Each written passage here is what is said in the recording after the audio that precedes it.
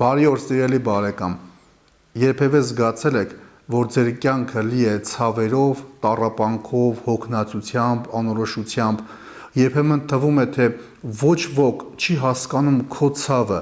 քո տառապանքը, քո պայքարը։ Բայց ավետարանն այսօր ասում է, որ կա մեկը, ով անցնում է քո կողքով բժշկելու ու մխիթարելու քեզ։ Հիսուս շրջում էր Գալիլեայի բոլոր կողմերում, ուսուցանում էր նրանց ժողովարաններում, քարոզում էր առաքելության ավետարանը, բժշկում էր ժողովրդի մեջ եղած բոլոր հիվանդություններն ու ցավերը։ Նրա համբավը տարածվեց ողջ աստորիքով մեկ, եւ նրա մոտ բերեցին զանազան ցավերով ու տանջանքներով տառապող ամեն մի հիվանդի, դիվահարի, լուսնոտի, անդամալույծի, եւ Հիսուսը բժշկեց նրանց։ Նրա ետևից ժողովրդի մեծ բազմություն էր գնում, որ եկել էր Գալիլեայից, Դեկապոլից, Երուսաղեմից, Հրեաստանից եւ Հորդանանի մյուս կողմերից։ Ամեն։ Սիրելի բարեկամ, ավետարանը տալիս է հստակ մի պատկեր, որ Հիսուս ոչ թե նստած սպասում էր, որ մարդիկ մոտնան իրեն, այլ Հիսուս շրջում էր, գնում էր, գտնում էր մարդկանց իրենց ցավի, տառապանքի ու մենակության մեջ։